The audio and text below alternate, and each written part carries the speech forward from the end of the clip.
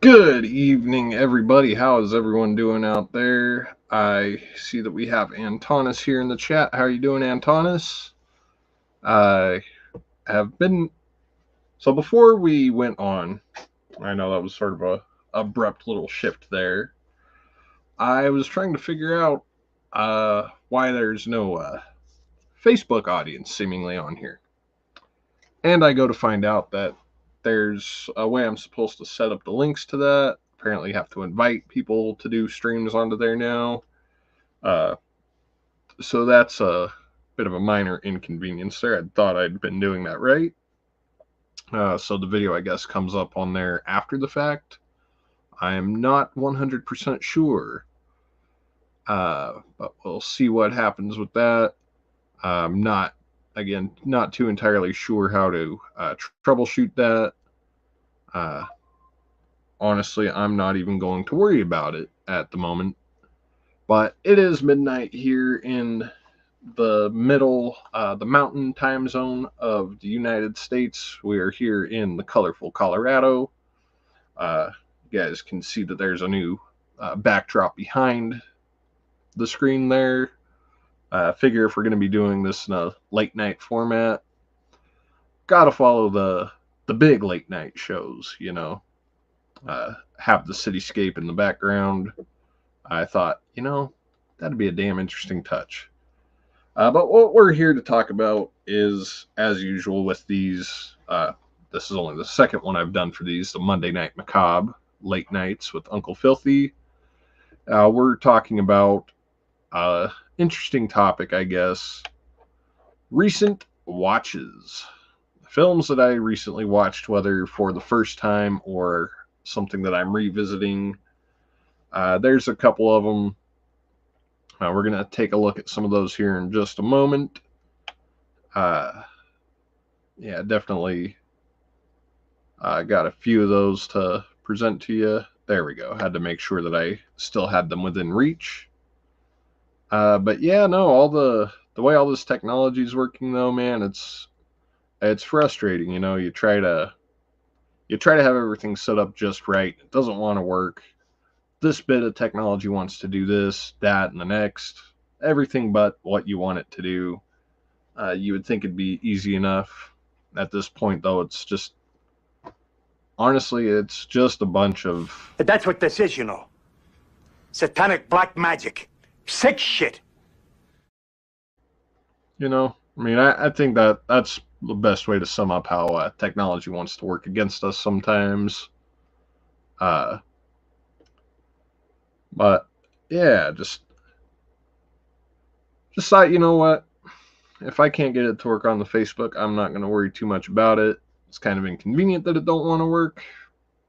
Hey, Snyderman, how you doing? But again, recent watches, though, as that is, the main thing that we look at here. Again, where are those? I don't remember off the top of my head the order. There we go. The order in which I watched these is probably how we'll present these to you guys. We're going to start with the one that I watched first. On the 23rd, I watched two different movies. Started the night with this classic here, Fear. And this was a rewatch. First time I watched Fear was about a year ago. First time I'd ever seen it back then. I know this is a favorite of quite a few people, or among their favorites. This was a film that I had always been aware of. I know my grandmother owned a copy of it. I think that it was actually my aunt's when she was living there. And I was aware of the Fear Street books, so I thought this was related to that. But she said that it was one of those things I probably wouldn't be interested in. My grandma definitely understood my taste at the time, being those heavy duty slasher films, even as a young kid. That was kind of my forte. And she knew that. So it's like, grandma knows. Grandma knows. But yeah, no, Fear. Oh, fuck. Trying to move these around. But Fear is one that I enjoy. Mark Wahlberg, of course, he's absolutely nuts in that. This is one where when I read the title card, I can't just read it in a normal voice. I have to try and do it in my best horrible Wahlberg impression, being together forever or else. I can't do Wahlberg on the spot, but do the very bad Boston impersonation. Uh, but no, it's one that honestly creeped me out the first time I watched it. Just seeing sort of how this ideal lover turns out to be an absolute psycho. Uh, it's definitely a good example of a super toxic relationship and how that can just get out of control real quick. Uh, yeah, I hope it's not one of those situations like Harley Quinn and Joker where, you know, young women are like, I want a guy like that. No, the fuck you don't, sweetheart. But Fear, at the end of the day, is a film that I find to be an absolutely, uh, I would say riveting is a pretty good word for it. The third act really is where it uh, definitely picks up on the anxiety, plays in on the home invasion thing, which is a subgenre you guys know I'm pretty into. But Fear, I give a solid 4 stars out of 5 there. Uh, Absolute great performance by Wahlberg and Reese Witherspoon there. You got a pretty interesting supporting cast. The guy from Manhunter, I guess better known from being on CSI, Will Peterson, I think is his name. But after I watched Fear, I revisited another one that I always enjoyed. One that I actually saw parts of when I was like maybe 3 or 4 years old. And when you see the film, you're going to think, what the hell were you doing watching that at 3 or 4? I don't know. Parents rented this one back in the day, and it was one that I kind of remembered parts of. And for the longest time, I just convinced myself that I had imagined it. Like, so I only remembered a couple scenes from there. Like, I remembered there being an old guy and a young kid with a basketball. That was really the main thing I remembered. This is an absolutely screwed up film. If you guys don't know, it's basically a young teenager with sort of this psychotic streak played by Brad Renfro. Sort of, I don't want to say befriends, but he comes into acquaintance with an old German guy who is revealed to have been a former Nazi, played wonderfully by Ian McKellen. You've got a pretty cool supporting cast here. You got Miles Dyson from T2 showing up there for a little while. David Schwimmer, and David Schwimmer looks absolutely weird here. If you ever wondered what David Schwimmer would have looked like playing Dewey, as per the Stab films, you get a pretty good idea of what that would have looked like in Apt Pupil. And you also have Elias Koteas, Mr. Casey Jones. Uh, he's this is just one of those great moments where you get Elias playing a character who's not the badass Casey Jones, and you really get this sort of feeling of sadness for him at some point. But it's definitely one of those ones that's you almost forget that it is a Stephen King adaptation because it's not playing in with the horror film sort of angle. This is more so in line with something like Shawshank Redemption or Stand By Me. It's actually from that short story collection, novella collection, Different Seasons, which is basically King trying to take a different direction with genre. But no, Apt Pupil, there's something about this one. Uh, I'd highly recommend it, Chris. It's a little fucked up. I don't know if they still have it in that value pack at Walmart, but it was because of that and Stand By Me that I actually picked that one up. And I usually hate getting multi-film value packs, but it wasn't a bad grab at all. But Apt Pupil, that one is also another 4-star film. I feel others would probably maybe rate it lower, but I think it's one that would be interesting to see be remade. You'd probably have to keep it in the time frame because I can't really think of anything particularly particularly recent where it would work to sort of recontextualize the story. Uh, but this one's absolutely amazing because fuck, to sum it up, manipulation. Master manipulation is what's going on in here. And it's similar to Fear in that regard, where you have these characters just manipulating each other back and forth. It's sort of a cat and mouse game of manipulation in this one, as opposed to a single incident, you know. But that put me in the king mood, and it was after midnight. You could call it the next day. I decided to take a look at another film that was in that pack, actually. And this is one I remember having seen also around the time it came out. I remember not really liking it at all when it came out. But I was young.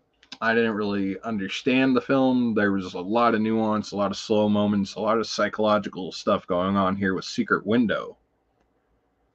This is one of those interesting films for Johnny Depp, particularly, where he was sort of playing with the horror thriller thing. This was not too long after he did The Ninth Gate, which is one that I definitely want to rewatch and talk about, because I really dug The Ninth Gate. And this one, you have that era of Johnny Depp. It was like right after Donnie Brasco and all that, but right before he started to do the Jack Sparrow thing, you know? But this is basically a writer is confronted by another writer and being accused of plagiarizing his story. And what unfolds is like one of the most bizarre sort of mind fucks you'll ever see Johnny Depp encountering, aside from Fear and Loathing, I guess. This is one that I thought was pretty cool. Again, it's sort of a slow burn.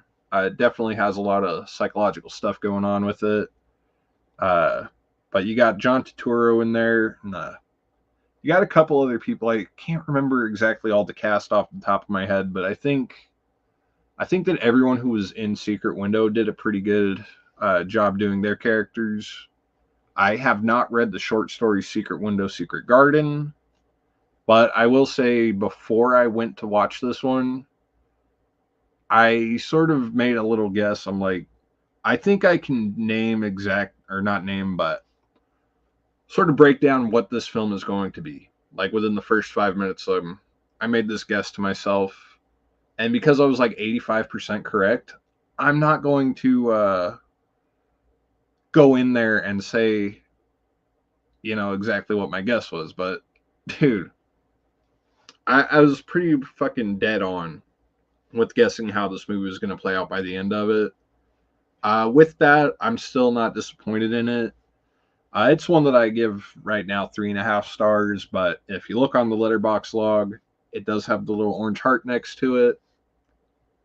If you think it's a low rating, look for the orange heart, One I definitely enjoyed and plan to watch again. I actually did play it back a couple times because, the first time you watch it, you're like, what the fuck did I just watch? But absolutely great performance by Johnny. But the only dinging in the score is simply because of being able to have guessed it so much. You said you like home invasion movies.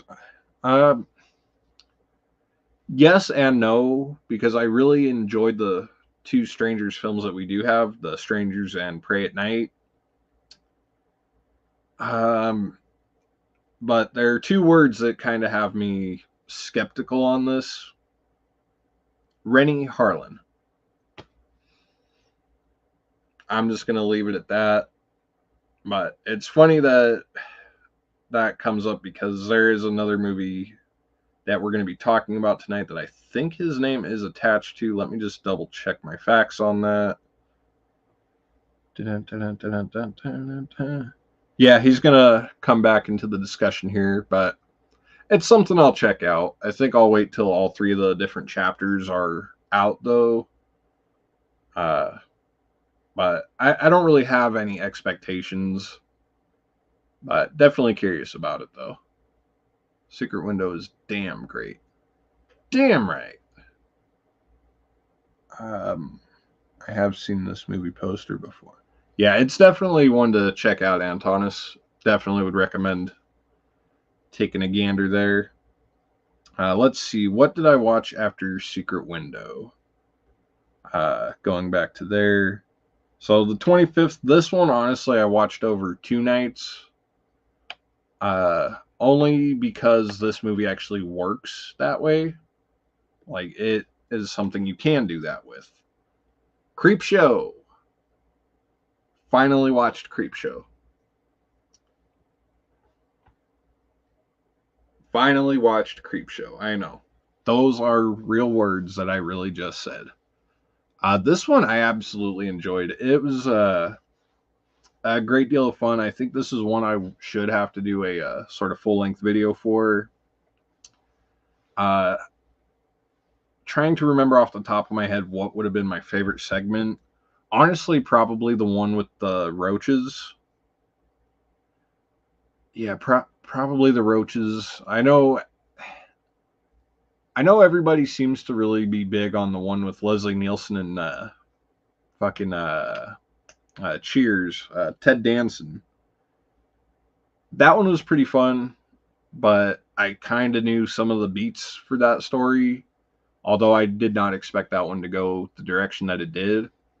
Again, the one with the roaches was definitely the highlight of this for me. The effects by Tom Savini were absolutely great. The performances were definitely fun. You could tell everybody was just having a blast here. Stephen King himself shows up, of course, as the farmer with the space, the meteor shit. Yeah, that one was pretty silly. Uh, you totally get this feeling too that King was definitely launched out of his mind on the Wonder Dust. And the crate was another one that I really liked. Definitely for the performances of Hal Holbrook and Adrian Barbeau. Of course, being a Carpenter guy, that was definitely a highlight because it's like, hey, this is like kind of the Fog, but not at all the Fog. Uh, and it's funny because the one with Leslie Nielsen actually did have sort of a Fog vibe after Ted Danson drowns there. But Creepshow, man, that's one I had a absolute blast with. It was ridiculously humorous, and I actually enjoyed that. The wraparound with Tom Atkins and I think it was Joe Hill or Joe King at the time, but Joe Hill, Steve's boy. That was pretty fun. And Tom Savini's little cameo there. That I don't know, man. Creepshow. Don't worry, I have kicked my own ass pretty damn hard for the late arrival to Creepshow. And I see Antonis definitely agrees. They're creeping up on you. Thank you. That was the name of that one. But yeah, no, if you've ever lived in like crummy apartments, you can find a lot to relate with on that one. But Creepshow, easily 4.5 out of 5. I know there's probably a few people would give that a solid 5. It it didn't quite make it there for me, but 4.5 is pretty damn close. I think from this point, the rest are all first time watches. There's one. They made a little 3D film, I don't know, about 15 years ago, give or take. And it was sort of a remake, sequel sort of thing to a film that had come out in the 70s, like late 70s, I believe, 78. One of those cheap Roger Corman pictures. You guys probably know the one here. Piranha. This thing was silly as shit. Absolutely silly. I found it to be pretty enjoyable, though. The underwater sounds of the piranhas when they're biting and feasting, it, it was ridiculous. But the story I found was surprisingly interesting. I was expecting, all right, it's going to be a Jaws ripoff, but a bunch of tiny piranhas. Because you look at the poster, it looks like it'll be a big piranha, But you figure, nah, there's probably going to be a bunch of them, small creatures, small vicious creatures at that. Piranha was a lot of fun. Is it one I will watch again? Probably at some point. I would definitely like to get a decent Blu-ray of it though. But watch this one courtesy of Shudder. Uh, I didn't love it, but I enjoyed it enough. I I want to buy it simply so I can get a copy of Piranha 2: The Spawning, which that one would round out my James Cameron collection for the most part. Don't have Avatar 2, haven't seen that one yet. But I've got mostly everything he's done from Terminator to the first Avatar film. Don't have his debut, though, with Piranha 2: The Spawning. And that was kind of the reason why I watched this one, so I could watch that. I have not seen the 2010 one. I feel like there was a few Piranha films that came out around that time. I can't remember. I could be mistaken, but I could be right. I could be right, but I could also be wrong. You guys want to double check that in the chat for me there? I would definitely appreciate that. But Piranha, again, just silly, stupid fun. Showed a lot more boobs than I was expecting. And one thing I did notice too is when I was watching the opening credits, one name popped out to me that had me utterly distracted through 55% of the runtime up until we actually meet the character, and it was Dick Miller. Every time we would see some kind of character being introduced in the shadows or implied to be being introduced, I'm like, oh, here, we're going to see Dick Miller here. No Dick Miller. Didn't notice that he was actually the cowboy guy on the TV. So if you go into this for the first time watching it simply to look for Dick Miller, you're going to see him on TV, and then he's going to be the guy opening up the Aqua Arena. Almost has a Jaws 3 vibe with his character there. Okay, yeah, there we go. That's what I was thinking on that. Piranha 2010 and Piranha Double D. Yeah, I remember the Double D poster there. Definitely remember that one. But yeah, Piranha gets 3.5. I didn't give it the orange heart, but I enjoyed it enough. It was silly, stupid fun. Definitely didn't hate it. Piranha 2012 is awful but fun. Yeah, see, sometimes those are the best kinds of watches, though. Like when you look at a movie and you're like, "This is so stupid. Why am I watching it?" But you can't look away from it. Piranha wasn't quite at that level. Here comes another first-time watch, also courtesy of Shudder. I picked this one simply based off of the poster. The title was interesting, but it was the poster that really caught my eye.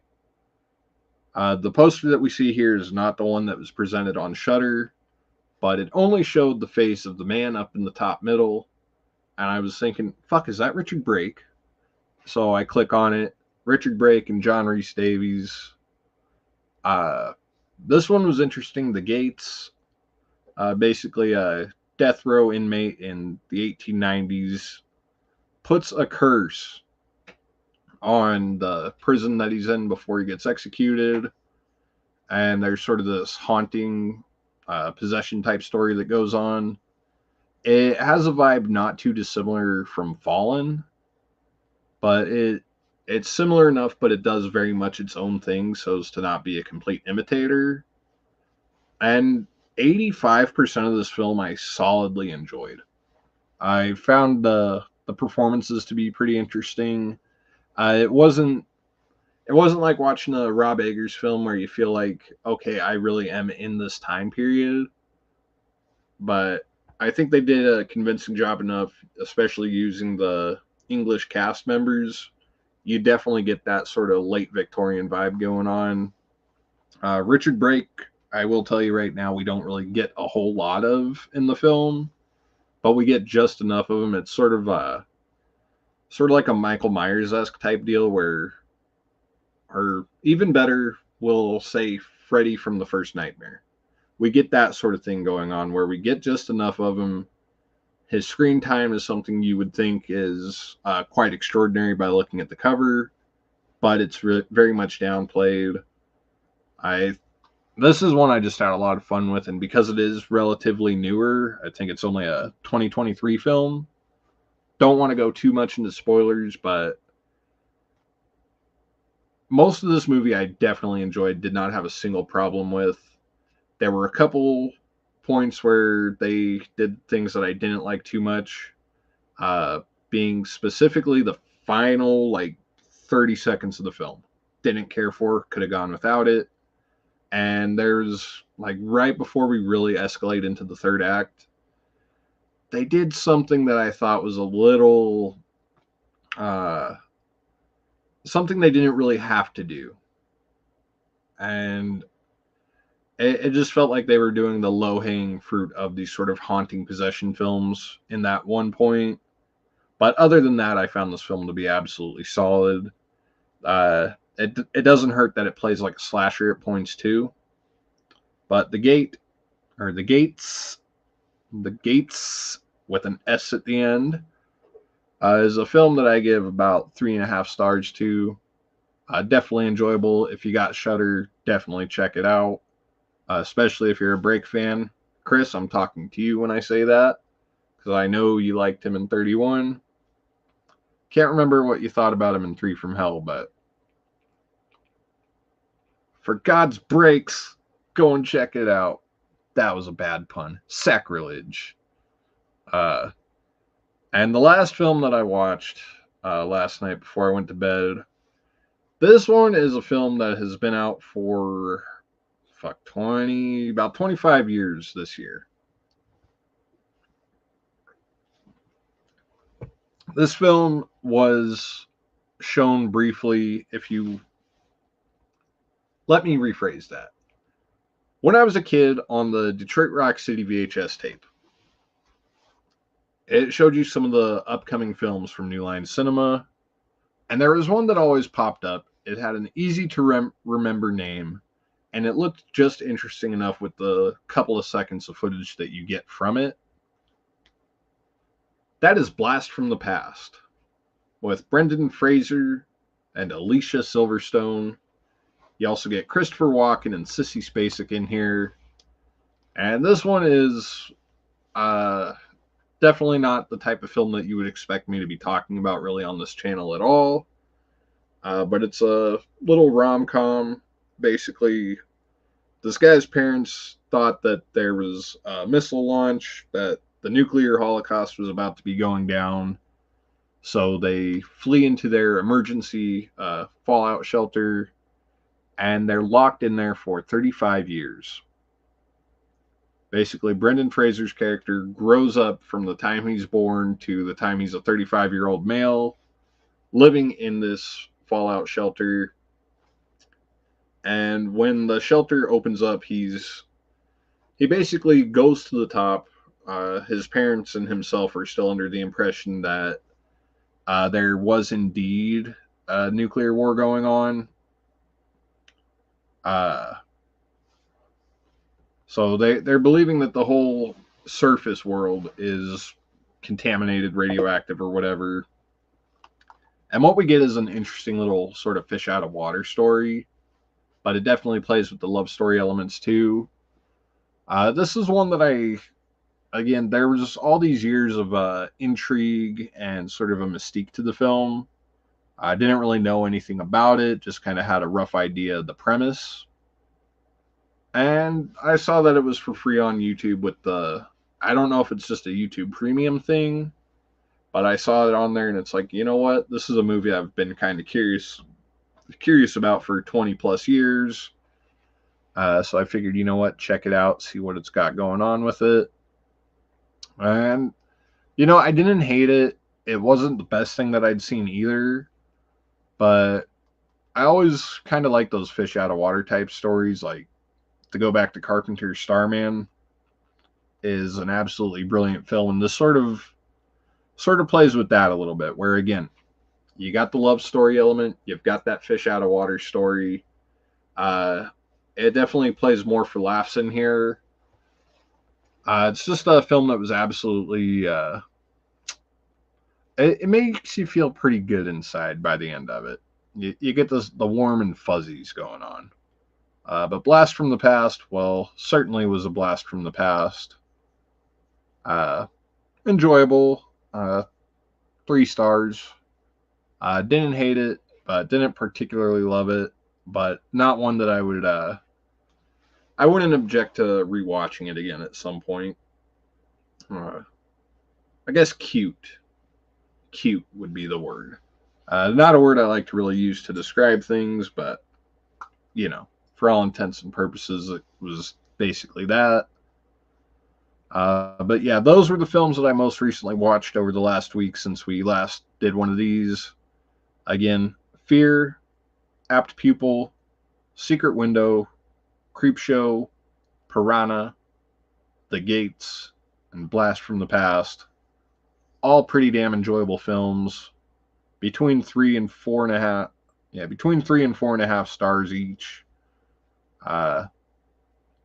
Definitely a good week for watching there, and that is a short week of watching too. But yeah, didn't hate a single film that I watched this week, so that's pretty good. I didn't feel like I was wasting my time particularly with any of those. Is there anything else? Not really anything else to talk about right now, I don't think. But I want to thank you guys who did tune in, Chris and Antonis. Thank you guys as always. If you're watching this after the fact, please be sure to play with those little icons down there. Click on them. Usually once is all you need on any of them. But want to thank you for tuning in, chilling out, hanging. Let me know your thoughts on, let's see, most anticipated horror. That for me is definitely Maxine. Without a doubt, Maxine is the most anticipated film for me this year, probably in general. Just because I was really big on Pearl and X. So almost without thinking, that's definitely the one I'm going for there. Let's see what else he said there.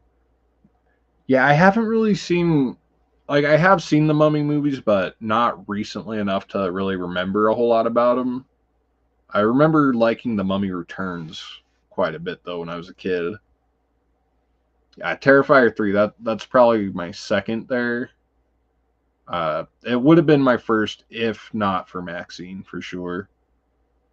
But anyway, Antonis, thank you for hanging out. Chris, thank you for coming by. You guys have a good night. Don't have too much fun out there.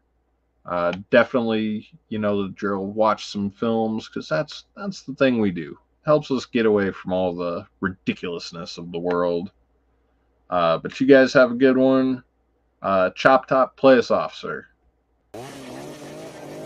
Dog wheel hunt! Get that bitch, Leatherface! Get that bitch! Dog wheel hunt!